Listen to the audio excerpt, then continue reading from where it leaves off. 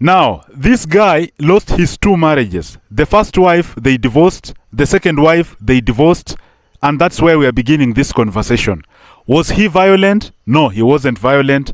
Did he provide? Yes, he provided 100%. Was he peaceful in marriage? Yes, very peaceful. Did he try to solve marital problems when they arose? Yes, he tried everything. But what ended up happening? He lost his 2 marriages. And I'm not laughing at him. I am laughing at the pattern I have observed. I heard his interview. You know, I've been listening to him. Then his whole story looks like my story. The guy tried everything to make marriage work, but it failed. Then he goes to the second marriage, he tries to make it work, then it fails. Then I see that whatever he tried to do in marriage is exactly what I tried to do in marriage. He's a very brilliant communication expert, very intelligent man. He reads a lot, and he's a guy who looks like he's very informed about life. He does not abuse drugs. Very peaceful man. But what happens? He can't make a woman happy. He can't make a woman happy. It is a pattern. It's a pattern I'm observing in men. And so recently when I said that I don't think I need marriage, and some people tell me that, no, you know, you need, a man cannot just be like that. No, we have observed a pattern that when you are peaceful like him, when you provide 100% like him, when you try to solve marriage issues like him, when you try to protect a woman, a wife, and you are in marriage and you're trying to make things work, it works against you. It is a pattern we am observing among all men who are divorced. And by this, I'm not saying that the women are bad. I've never created a video to say that women are bad, no. Or wives are bad, no. I'm just looking at the lessons you can learn from divorced men. And I would like these unmarried men to, and even married men, to interact with all divorced men.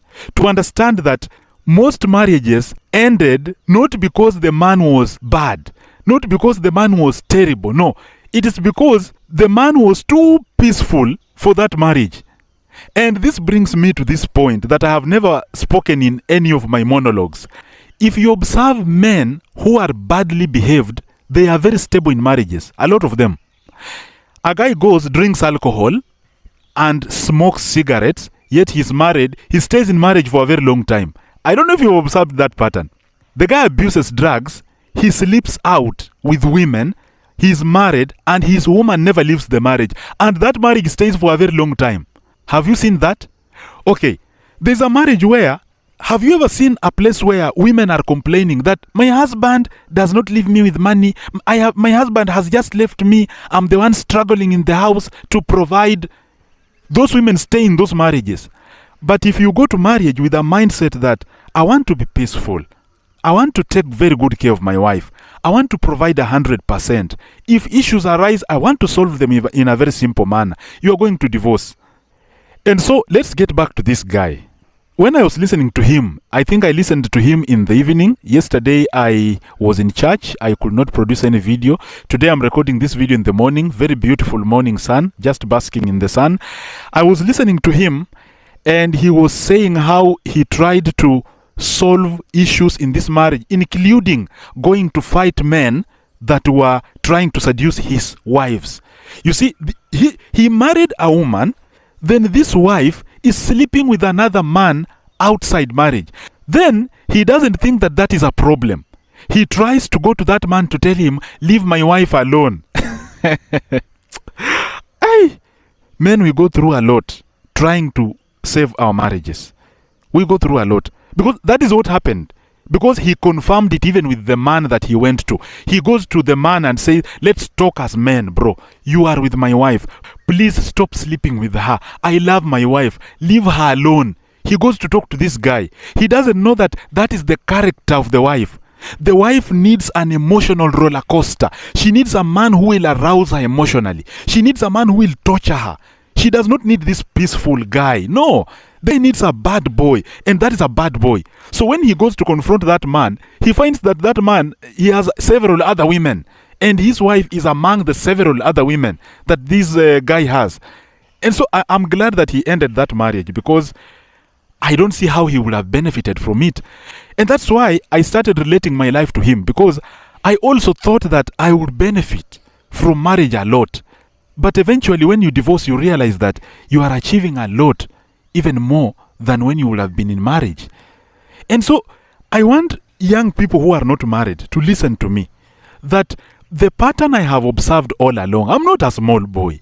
I have been married for over 9 years, and I have been 100% provider, a protector. I have taken good care of the family, and I know, and I still take good care of my children. And I want people to understand this, that in most cases, I'm not saying in 100% of the cases, but in more than 95% of the cases, peaceful men are not good to women. When you go to a relationship and you want to provide for this lady, you want to take good care of this lady, you want to be peaceful, you want to kiss her, ensure that there is romance, you want to ensure that this lady is empowered, you are caring too much for her, she is going to repel it. She is going to punish you for it. She's going to make you feel less of a man if you try to do that. Almost all men who tried that suffered. I can give you countless examples. I can't only do it because, it's a monologue and it's going to be very boring if it's too long. But I have so many, like, for example, this man, he in Tuko, I was watching him, and he said that he's a pilot. He lives in Kileleshwa, one of the posh estates in Kenya. He drives a very good car. He has a very good compound. He owns a home, and he provided everything for his wife. But when he was away, they just argued about a water pipe, and then the wife left the marriage. Why? He's never beaten his wife, sends a lot of money in dollars back home. He has built a home for his wife, but the marriage ended. Did he beat his wife? No. Did he provide? Yes. Did he ensure that children went to school? Yes. He was doing everything. But again, what happened to him? The marriage collapsed. So these are patterns I have observed in so many men, that if you are peaceful, you are very peaceful. You don't like fighting. You like solving issues. You like providing very well. You want to protect a marriage. You're just kind. You don't want to go into a lot of problems with these women. She's going to punish you for it. I have observed in a lot of cases.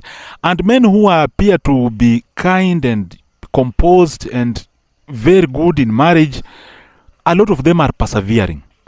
If you call them aside and ask them, bro, you married? Yes. You provide? Well, yes. Have you ever even beaten your wife even one day? He will say, I've never beaten my wife. Now call him aside in a very calm manner, because if you ask him very quickly, he will tell you, no, my marriage is very good. Call him. You can buy a drink if you drink something. I don't drink alcohol. I mean, I drink a soft drink like me, or soya like some of us. Just sit somewhere and start talking. He will tell you, bro, I'm going through a lot of problems in that marriage. Why? Because I'm taking very good care of this wife, but sometimes she yells at me. Sometimes she confronts me. Sometimes she even threatens to leave the marriage. Just ask them. Take them aside and ask them in a very calm manner. They will tell you. And so you will start understanding that women don't reward peaceful men. We've been there. Bro, I cannot beat a woman myself. I can't. In my whole life, even in school, I never beat girls, because we were told that women are princes, ladies are queens. You should not beat women. And so, number one, I have never beaten a lady in my life. Two, you are supposed to provide for women. Men, we are told that our role is to provide. The male should be the provider. And so you are in that marriage, you're providing. Some of us don't do 50-50. We don't agree with the 50-50 thing. If you are a man, be a man, provide. And so you're providing 100%. And then another thing, you find that if any issue arises, you try to solve. You're a very kind man. You're going to get punishment for it. You will be punished. And so when you reflect into your childhood, you find that teachers, parents, and religious leaders, they taught you to be kind to women, to be a very good man to women, to treat women right. And when you become an adult, you realize that men who do those things are punished more by these women. They receive a lot of punishment. And that is why a lot of men now, we make fun of simps. I am a simp myself. And I have agreed on so many occasions, because I am so soft on women. I tried to solve my marital problems a lot. I tried to make sure that things were working by being protective and kind. And when you do that, you become like a simp. When you make a mistake and then you try to apologize, it is you. Sometimes even it is the wife who made a mistake. But you confront her, then she becomes too emotional, and then you start to apologize. You are a simp. And so I believe I have been a simp. And when you are a simp, you get punished a lot. And you know, society has trained men to be simps. And so when they train you to be a soft man, they are training you to be prepared for female punishment. They are preparing you to go and receive a lot of punishment from your wife. And that's why I'm telling young men, be stoic, be strong. You see, if an issue arises and you want to solve it, face it head on and attack that thing. Some of us have been conditioned to be soft, and we are trying to recover from that thing. And that is why I cannot move into marriage easily, because right now I'm still too soft. I can't confront a woman. I can't beat a woman. I can't tell a woman to provide 50-50. I'll provide 100%. And so if I enter into another marriage, then I exhibit those simping characteristics, those beta male characteristics. I'm just going to receive a lot of punishment. I'm not yet at a point where I can call myself an alpha male, the rational male. If you've read the Rational Male book, I don't think I'm at that point where I can say I'm a very strong man. Although I have learned how to protect women, I don't feel like I am enough for any woman right now. And that's why I said it will take me time to get married. Sometimes I feel like I will not even get married. Because if the first marriage fails, and you know you've been kind, you've been this better male, the likelihood of a second one ending is 70%. Why would I go into something knowing very well that it has a 70% chance of failing? There's no point of going there. And this one brings me to what I've been discussing with the women in the comments concerning my what I narrated in my past videos. In one of the videos, I explained that I used to provide, I used to ensure that this lady is okay, and then I explained some other things, like I went to her parents, I met her parents, I gave dowry, then I married her in the right way, then I put her in a home. Then you see what a lot of ladies said, and I want to agree with them. They said that is bare minimum. Hey! They called it bare minimum. Do you know what they call bare minimum? You tell your wife, I don't want you to provide. You're my wife. I'll provide 100%. That is bare minimum. I'll pay the entire school fees of these children. Don't pay anything. That is bare minimum. I am not going to fight you. I'm not going to be violent and inflict harm on you. You are my wife. You are my princess. You are my queen. That's what I learned. I should protect you. That is bare minimum. And then you start wondering, because when you walk in society, this is actually not bare minimum. Why? You find a lot of ladies complaining that their husbands are not providing. If not husbands, you find that they are complaining about boyfriends or their baby daddies. You find a lady saying that my baby daddy is a deadbeat dad. And you know, deadbeat dad is a very big topic. This man is not providing. A deadbeat dad is a man who is not concerned. He's not taking care of his child. And the women have made this thing a very big topic. So being a deadbeat dad is a big deal. And now when you decide that you don't want to be a deadbeat dad, you want to pay fees for your children, you want to provide 100%, you want to take care of your family. Now they call it bare minimum. That is bare minimum. But when a man you don't provide, you are not taking care of your family, you don't send money to your wife, now that is a big deal. So the opposite of a big deal is bare minimum. That is why I told you, if you are a very good man, they will punish you for being a good man. Because when you do what they value most, it is bare minimum. And when you don't do it, it's a very big deal. Like, for example, let me give a second example. I have never beaten a woman in my life. And so you find that some other women are assaulted. They are beaten. Sometimes when you are watching the news, you see a lady has been beaten until the face is disfigured. There are a lot of wounds in the face. She's bleeding all over. And then you just curse the man who assaulted this woman. And then you say, some men are like animals. They are wild animals. How do you end up beating a woman like that? You should not beat a woman like that. And so beating a woman, which is called gender-based violence, is a big deal. So a man should not beat a woman. That is a very big deal. Now, what about soft men? Men who don't beat wives. Men who take very good care of wives. I thought that would be a very good thing to be praised. But then again, they tell me that is bare minimum. Hey. So the opposite of a big deal is bare minimum.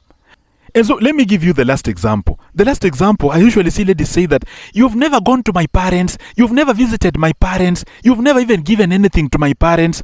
You know what she means is, you've never valued her. You've never recognized her. You've never taken dowry to her home. You've never done anything important to her home. And so this is a big deal. You've never gone to see her parents. So, as a man, you think that by going to see her parents, by paying dowry, and by marrying her officially is a big deal. And so she's complaining because you're not doing these things. But again, once you pay dowry, you visit her parents, you value her family, and you marry her officially, now she has a marriage certificate. She can inherit your property. Now she's your good wife, right? Then she says, that is bare minimum. Hey! There's no way you can make a woman happy. There's nothing you can do to make a woman happy. Bro, I've been there. I have tried to make a woman happy. I have tried to ensure that a woman is happy in this life. And from the comments I've heard from other women and from how I was handled, I can definitely tell you as a young man, there's nothing you're going to do to make any woman happy in this world. And so stop trying to make any lady happy. Stop trying to do something that will make a lady happy, because you're not going to make a woman happy. And you know, recently I was watching people like Kenyan Prince. You know, I follow a lot what is happening with celebrities.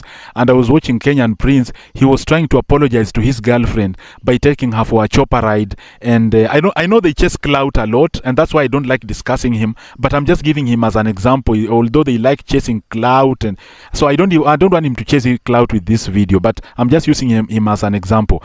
He was apologizing to his wife by taking for a chopper ride, buying a Range Rover.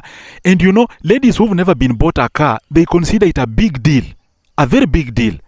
Ladies who've never been taken for a chopper ride, it's a big deal. And so you think that when you buy a lady a car and you take her for a chopper ride and you do for her a very big party, it's a very big deal. But later, this lady will tell you this is bare minimum. Buying for me a Range and taking me for a chopper ride and giving me an apartment, that is bare minimum. And that's why I was giving an example of this man who lives in Kileleshwa. A man who was taking very good care of his wife and children. A man who had bought a house. He was not renting. He bought a house for his wife. And later the wife felt like, this is useless. You are not going to do anything in this life to make any woman happy. And therefore, that is why I ask myself now, you are entering into a union where you cannot make anybody happy. What is the point? What is the point? I mean, come on. I value marriage. I love marriage. I consider it to be a very good thing. I've seen my dad and mom live a very good life as married couples. I have seen my cousins and my uncles live in good marriages. And so I love the environment of being married and where children grow up with mom. I tried to make sure that I have that environment. But then I ask myself a very simple question. What is in it for me if I cannot make someone happy, even by doing what they value the most? For example, doing everything that you think makes a woman happy based on what they complain about. Man is not providing, you provide. My man is beating me, you don't beat her. My man is cheating on me, you don't cheat on her. My man does not have a car. You know, they usually say that, I cannot date a man without a car. Some of us have cars. And so you buy a car, you drive your wife around, you see, and so you have a car. You've done everything, bro, that you think can make a woman happy. And sometimes if you even open a business for her, you say, I want her to be independent. They say, empower your wife. Empower your wife. Make sure that she's empowered. And so you do everything to make sure that you have empowered this woman, okay? And you think that you have done the best that can make this woman happy. And you find they are telling you, that's just bare minimum. And so you ask yourself a question, what is in it for me? What is in it for me? There's nothing. There's nothing. And so, looking at the example of this guy, a very intelligent communication expert, a very rational male, a very objective man, in his discussions you will find he is very articulate, and the guy is very good in terms of how he reasons. But again, you find that with all his reasoning, with his empathetic nature, with the way he treats women well, he cannot take care of a wife. You know, he is divorced twice. You see? And you find that several other men that I cannot mention in this video, their marriages are ending because they are trying to be good. And so, what is in it for me? And then you look around and you find that men who drink alcohol and sleep out late, they come and they even stay in the car a lot, trying to answer messages of side chicks before they enter the house. Those marriages are not failing. You find that there are men who are assaulting their wives. Those marriages are not failing. Men are cheating. Even the wife knows the side chick, but the wife is trying to fight the side chick. She's protecting the man. You see? A man, you're providing 100%, but there's a marriage where a woman provides 50-50, but she's staying in that marriage, providing 50-50. You see, the marriages that are thriving are marriages where women are suffering. Marriages where men make their women undergo emotional roller coaster. These women are always stressed. Those are women that are staying. But when you provide a peaceful environment where a woman can feel safe, you find that those marriages are crumbling. Like, for example, I like giving an example of Phil, the director, and Kate actress. What honestly did Phil do to Kate? What did he do? No, I want us to reason in a very rational manner. What did Phil do to Kate actress? You find that he didn't do anything. The guy was just trying to be kind and peaceful and to solve issues. And you find that the marriage ended. And you start looking now at these marriages, international marriages. You find that like a marriage of a guy called Kaka. The wife left because, and she said it in court, that I am leaving this man because he's too good. He's too good. Hey. Go and check it. Go and confirm. You may be thinking that I'm speaking things that you cannot confirm. Go and confirm. The wife left Kaka because he was too good. And so if you try to help your wife to cook, you go to the house, you find she's cooking, she's cutting onions, you help her to cut tomatoes. You see, she tries to cook ugali, you try to cook vegetables, and you are trying to make environment good for her. She will leave you and say, this man is too boring. You can't be that good. You can't be that good. Be bad at least. And so you find that the only way to handle women is to try to be a terrible human being and try to make their lives miserable, and then they'll try to be stressed and try to live complaining, and that's when they will stay. But when you try to make a woman feel safe and peaceful and in a kind environment, and you go to church like me, and you like praying, you don't like confrontations, you don't like fighting, you're putting yourself in problems. We have observed all these patterns and we've seen.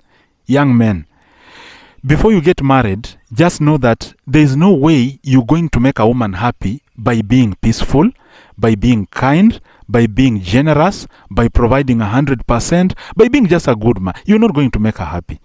Drink alcohol, come home late. If she tries to confront you, just try to be violent a bit. That is the only way you can stay with a woman. And some of us are not built for that. I cannot beat a woman, for God's sake. I can't do that. I cannot subject a woman to a 50-50 provision. I am a man. I'll provide 100%. I cannot put a woman in a stressful environment where she has to be running up and down. When I'm a man, I can run up and down and do many things. And you find that now, men like me, we are not built for relationships. We suffer. And men like this guy that I've been talking about, who has lost 2 marriages. Men like Phil Director. You see, men, we call ourselves beta males. People think that it's only alpha males who can walk around claiming that we are alpha males. We are alpha males. No! Some of us are beta males. And we accept. We are beta males. We're weak men. We are weak. We accept. We accept because we are kind. Not weak in terms of we can't chase our goals. Bro, we are very active in terms of chasing our goals. Very active in terms of fighting for what we believe in. But when it comes to treating women, we are weak. We are weak men. We can't be terrible human beings. We can't treat them badly. But that is not what they like.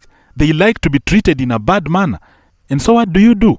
Some of us have decided now that the best thing you can do is just to leave this whole thing of romantic relationships alone and try to be on your own, try to make your own peace, try to live the peace that you want to create for a woman. Create it in your own life. Right now, I have a lot of peace. I don't fight in my life. I don't argue with people a lot. I don't try to confrontations. I love a peaceful environment. And that's what I've created now for myself.